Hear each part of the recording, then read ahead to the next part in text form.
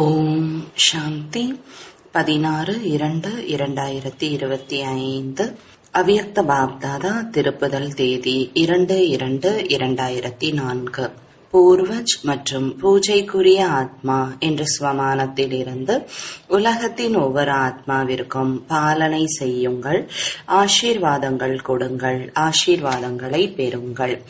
இன்று நாலாபுறங்களிலும் உள்ள உன்னதமான குழந்தைகளை பார்த்து கொண்டு இருக்கிறார்கள். ஒவ்வொரு குழந்தையும் மூதாதையராகவும் இருக்கின்றார் மற்றும் பூஜைக்கு உரியவராகவும் இருக்கின்றார். ஆகையால் நீங்கள் அனைவரும் இந்த கல்ப விருட்சத்தின் வேராகவும் அடிமரமாகவும் இருக்கின்றீர்கள்.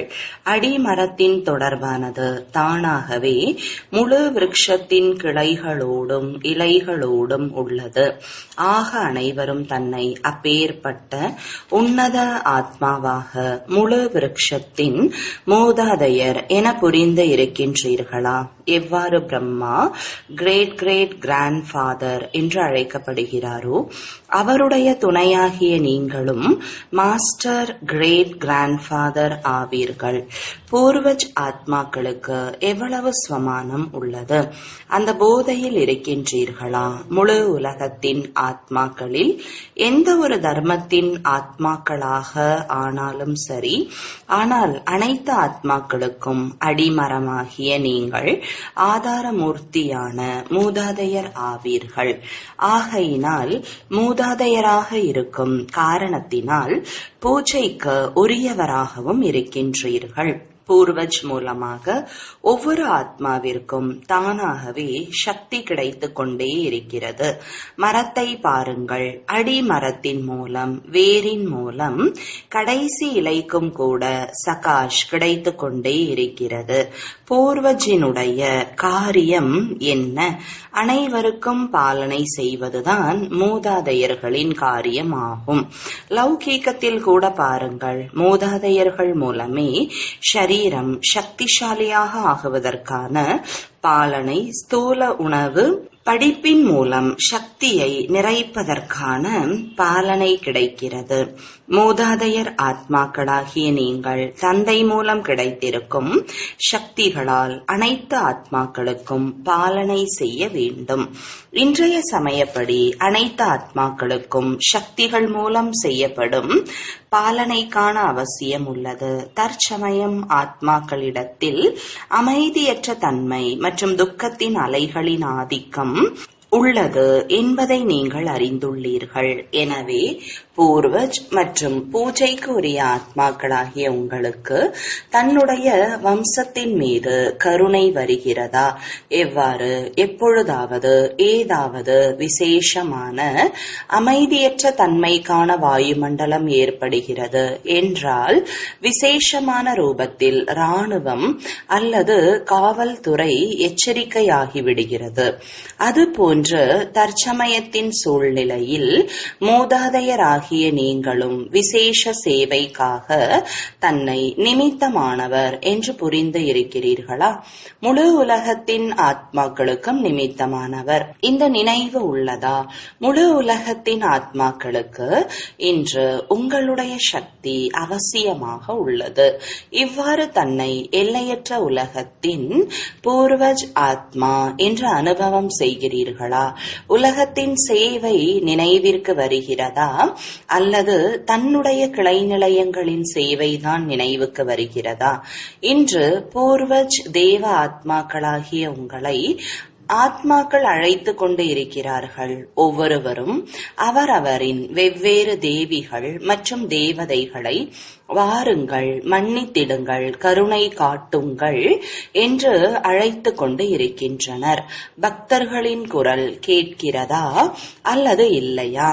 எந்த தர்மத்தை சார்ந்த ஆத்மாவானாலும் எப்பொழுது அவர்களை சந்திக்கின்றீர்களோ அப்பொழுது தன்னை அனைத்து ஆத்மாக்களுடைய பூர்வஜ் என புரிந்து கொண்டு சந்திக்கின்றீர்களா?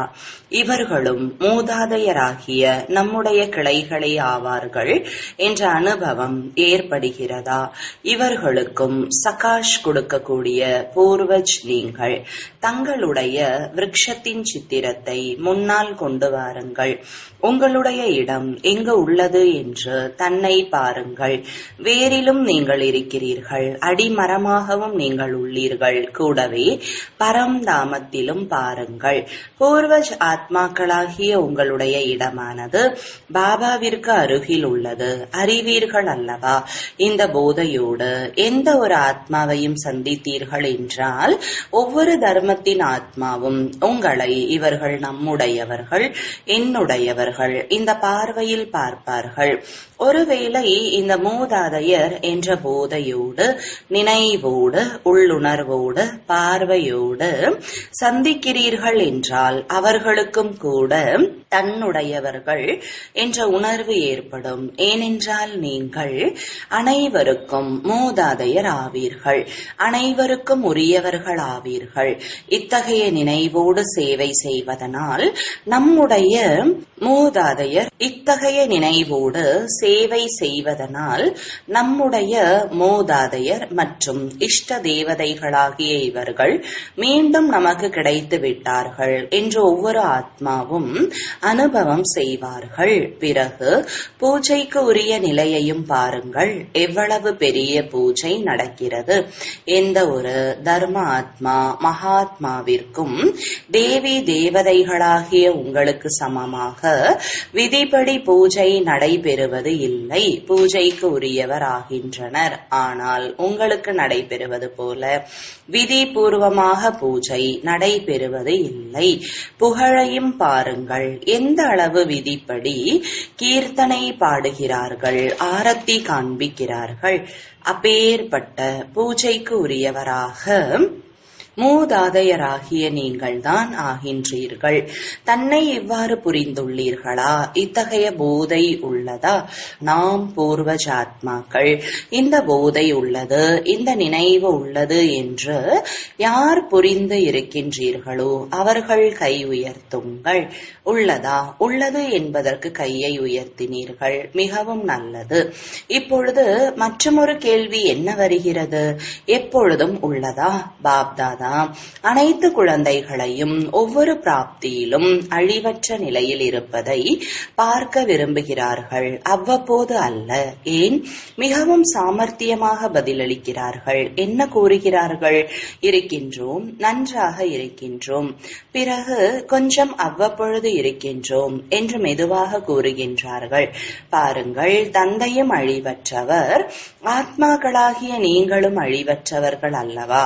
பிராப்திகளும் அழிவற்றவை, ஞானமும் அழிவற்றது என்றால் தாரணை என்னவாக இருக்க வேண்டும்?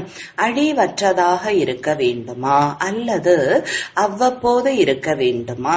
பாப்தாதா இப்பொழுது அனைத்து குழந்தைகளையும் சமயத்தின் சூழ்நிலைப்படி எல்லையற்ற சேவையில் எப்பொழுதும் மும்முரமாக இருப்பதை பார்ப்பதற்கு விரும்புகிறார்கள்.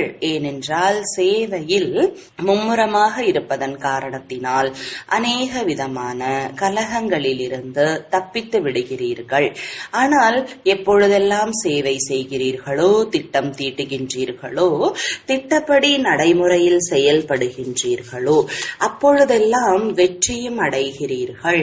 ஆனால் பாப்தாதா ஒரு சமயத்தில் 3 சேவைகள் இணைந்து இருக்க வேண்டும் என்று விரும்புகிறார்கள். வெறும் வார்த்தைகளால் மட்டுமல்ல, மனதாலும் வார்த்தையாலும் செயல், அதாவது சம்பந்தம் தொடர்பில் வரும்பொழுது சேவை நடக்க வேண்டும். சேவைக்கான நோக்கம், சேவையின் உணர்வு இருக்க வேண்டும். இந்த சமயம் வார்த்தைகளால் செய்யும் சேவையின் சதவிகிதம் அதிகமாக உள்ளது, மனதால் செய்வதும் உள்ளது. ஆனால் வார்த்தைகளின் சதவிகிதம் அதிகமாக உள்ளது. ஒரே நேரத்தில் 3 சேவைகளும் இணைந்து இருப்பதனால் சேவையில் வெற்றி மேலும் அதிகமாக கிடைக்கும். இந்த குழுவில் கூட வெவ்வேறு துறையினர் வந்திருக்கின்றனர் மற்றும் சேவைக்கான திட்டங்களை நன்றாக உருவாக்கி கொண்டிருக்கின்றனர் என்ற செய்தியை பாப்தாதா கேள்விப்பட்டார். நன்றாக செய்து கொண்டிருக்கிறீர்கள். ஆனால் 3 சேவைகளையும் இணைந்து செய்வதனால் சேவையின் வேகம் மேலும் தீவிரமடையும்.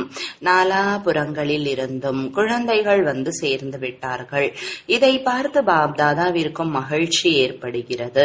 புது புது குழந்தைகள் ஊக்கம் உற்சாகத்தோடு வருகிறார்கள்.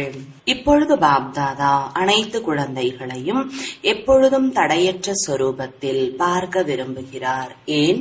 நிமித்தமாக ஆகியிருக்கும் நீங்கள் எப்பொழுது தடையற்ற நிலையில் நிலைத்திருக்கின்றீர்களோ அப்பொழுது உலகத்தின் ஆத்மாக்களை அனைத்து பிரச்சனைகளிலிருந்தும் தடையற்றவராக்க முடியும்.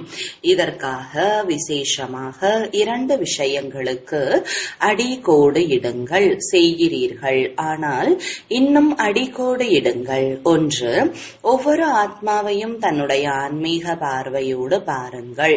ஆத்மாவின் அசலான சம்ஸ்காரத்தின் சொரூபத்தில் பாருங்கள். எப்படிப்பட்ட சம்ஸ்காரம் கொண்ட ஆத்மாவாக வேண்டுமானாலும் இருக்கட்டும். ஆனால் ஒவ்வொரு ஆத்மாவிற்காகவும் நீங்கள் செய்யும் சுபபாவனை, சுப விருப்பம், மாற்றத்திற்கான உன்னத பாவனையானது அவர்களுடைய சுபாவத்தை சிறிது சமயத்திற்காக மாற்றம் செய்ய முடியும். ஆன்மீக உணர்வை வெளிக்கொண்டு வாருங்கள். எவ்வாறு ஆரம்பத்தில் பார்த்துள்ளீர்கள், குழுவில் இருக்கும் பொழுதும் ஆன்மீக பார்வை, ஆன்மீக உள்ளுணர்வு ஆத்மாவுடன் சந்தித்து கொண்டு இருக்கிறது, பேசிக் கொண்டிருக்கிறது என்ற இந்த பார்வையினால் அஸ்திவாரம் எவ்வளவு உறுதியாக ஆகிவிட்டது. இப்பொழுது சேவையின் விஸ்தாரத்தில், சேவையினுடைய விஸ்தாரத்தின் தொடர்பில் ஆன்மீக உணர்வோடு நடப்பது, பேசுவது, தொடர்பில் வருவது அடங்கியுள்ளது. அழிந்து விடுவது இல்லை, ஆனால் அடங்கி இருக்கிறது. ஆன்மீக ஸ்வமானம் ஆத்மாவிற்கு சகஜமாக வெற்றி கிடைக்க செய்கிறது. ஏனென்றால் நீங்கள் அனைவரும் யார் வந்து ஒன்று கூடி இருக்கிறீர்கள்.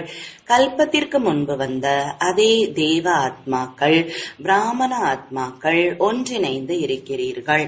பிராமண ஆத்மா என்ற ரூபத்தில் கூட அனைவரும் சிரேஷ்ட ஆத்மாக்கள் ஆவீர்கள்.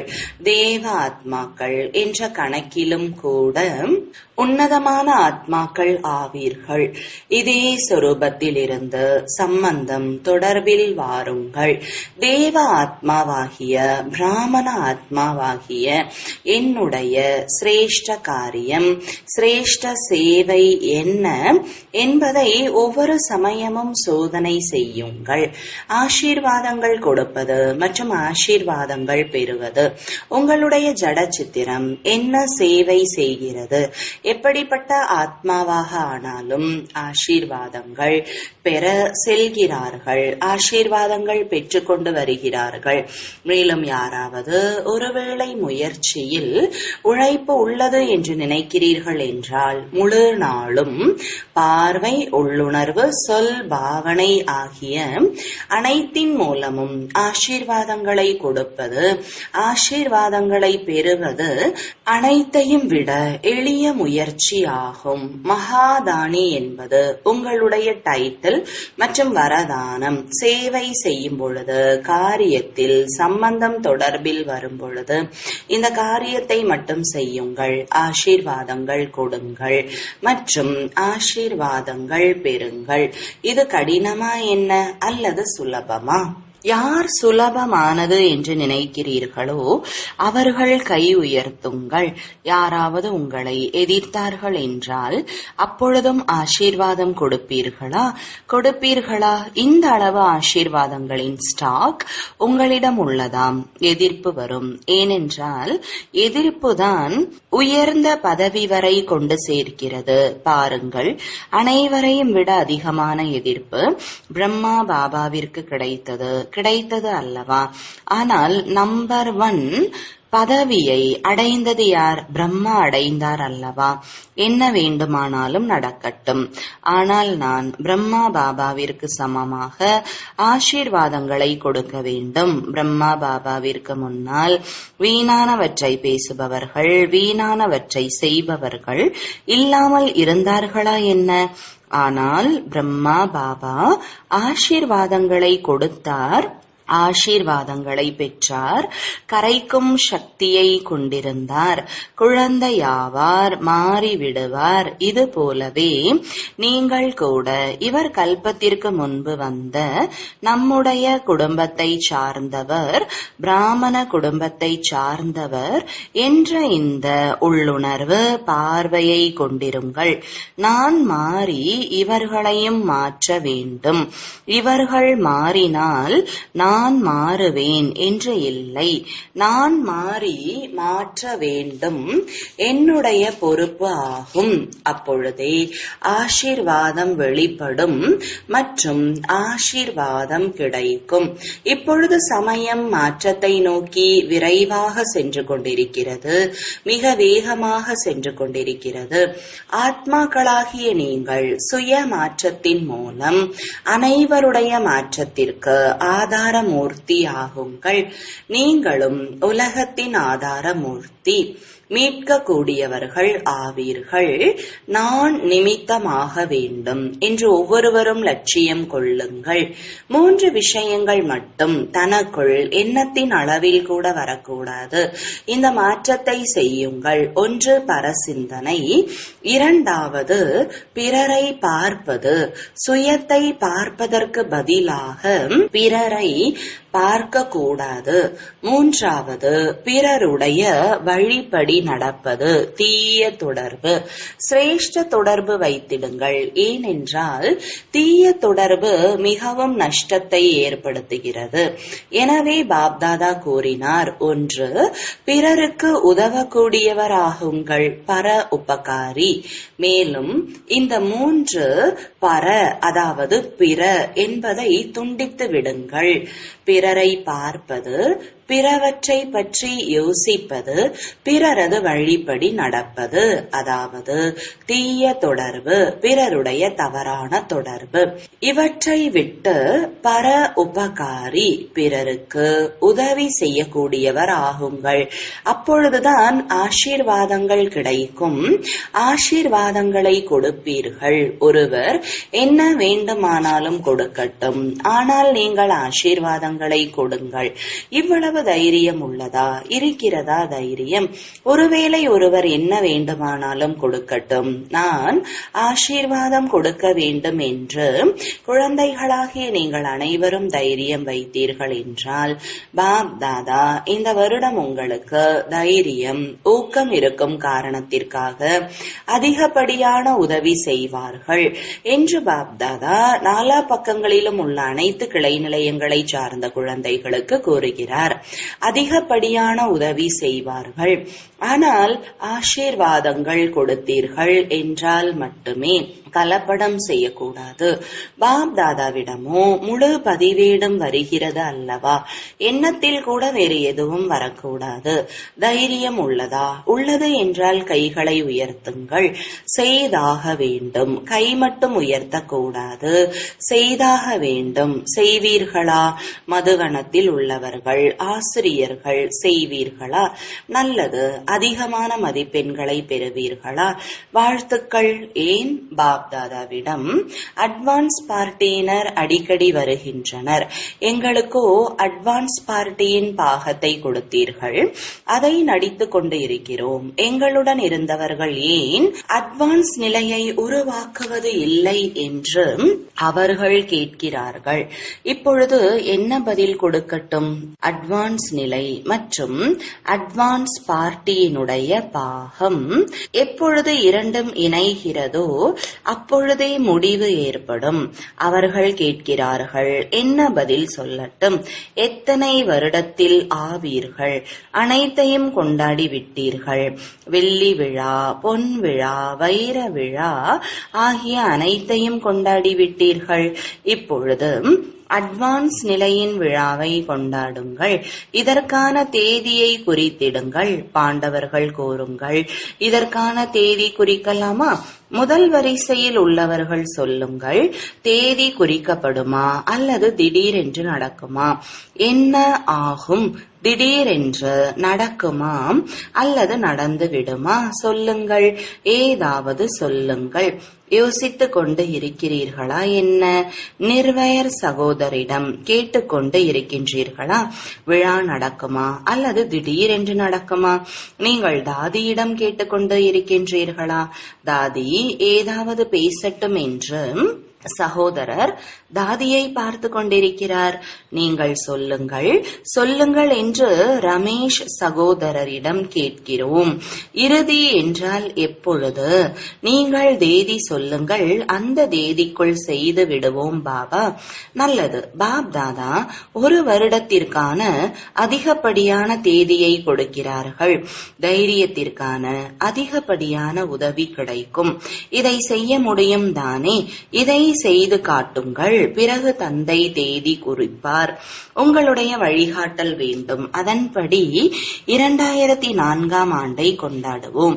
அப்படி என்றால் இப்பொழுது அந்த அளவு தயாராக இல்லை தானே என்று பொருள். அட்வான்ஸ் பார்ட்டியினர் இப்பொழுது ஒரு வருடம் வரை இருக்கத்தான் வேண்டும் அல்லவா? நல்லது. ஏனென்றால் செய்தே ஆக வேண்டும் என்று இப்பொழுதிலிருந்து லட்சியம் வைத்தீர்கள் என்றால் நீண்ட காலத்திற்கானதாக ஆகிவிடும். ஏனென்றால் நீண்ட காலம் என்பதன் கணக்கு உள்ளது அல்லவா?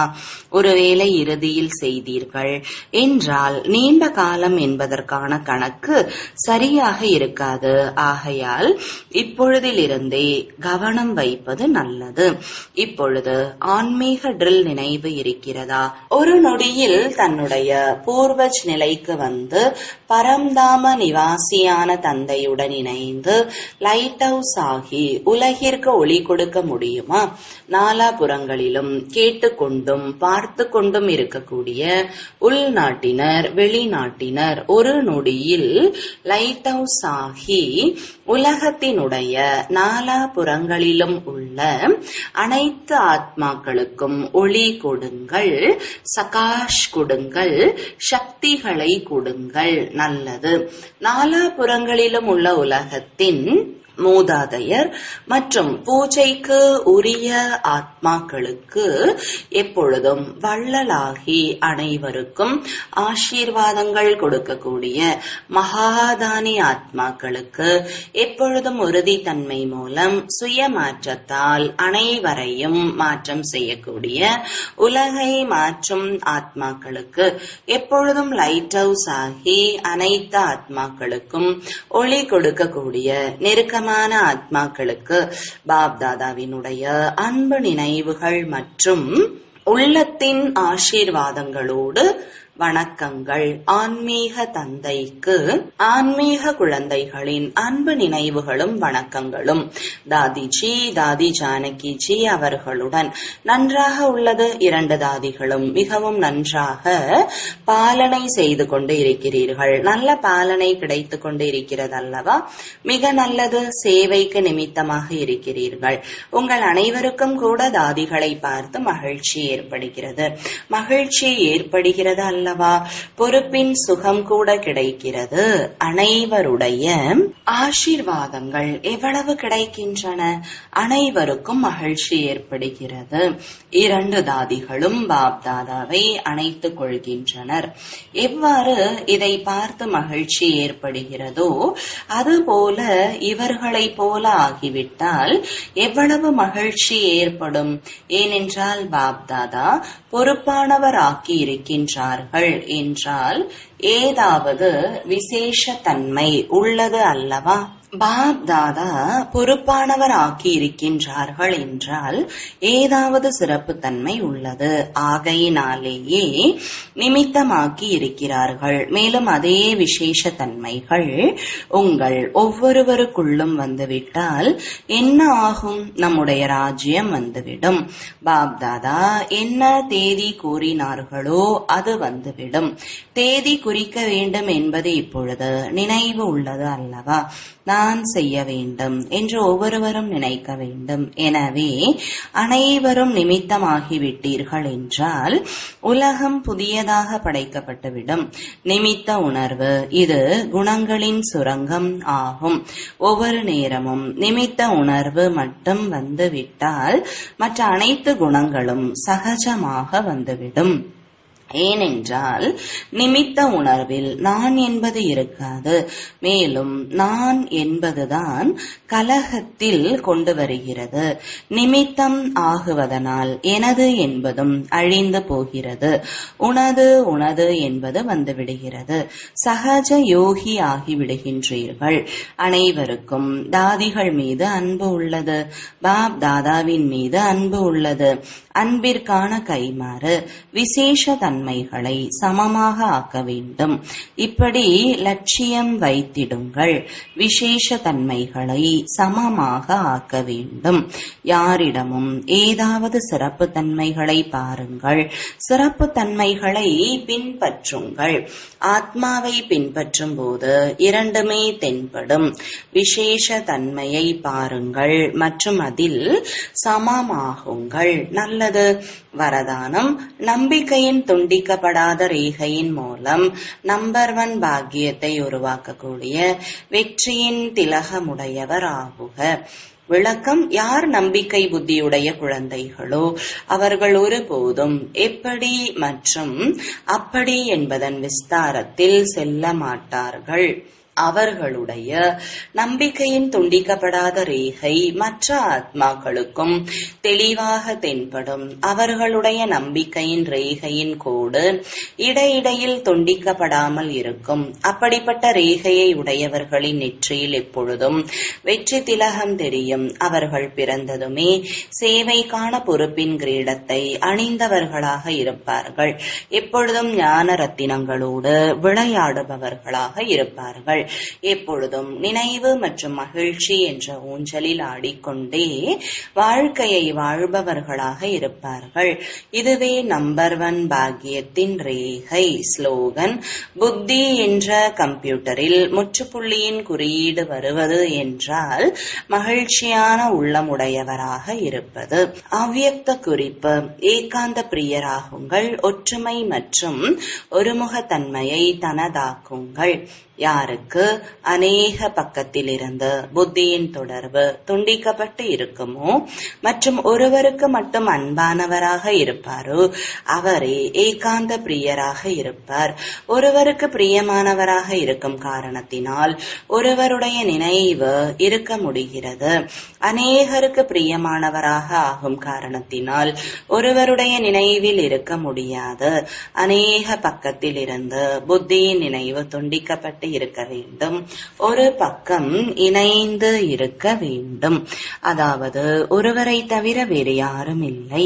இத்தகைய மனநிலையை யார் கொண்டிருப்பார்களோ அவர்களே ஏகாந்த பிரியராக ஆக முடியும். குறிப்பு. 3வது ஞாயிற்றுக்கிழமையான இன்று உலகளாவிய யோக தினம் ஆகும். மாலை 6:30 மணி முதல் 7:30 மணி வரை அனைத்து சகோதர சகோதரிகளும் குழுவாக ஒன்றிணைந்து யோக பயிற்சியில் ஆத்மாவாகிய என் மூலம் தூய்மையின் கிரணங்கள் வெளிப்பட்டு முழு உலகத்தையும் தூய்மை ஆக்கிக் கொண்டிருக்கிறது என்ற இந்த சுபமான எண்ணத்தை உருவாக்க வேண்டும். நான் மாஸ்டர் தூய்மையற்றவர்களை தூய்மை ஆக்கக்கூடிய ஆத்மா ஆவேன். ஓம் சாந்தி.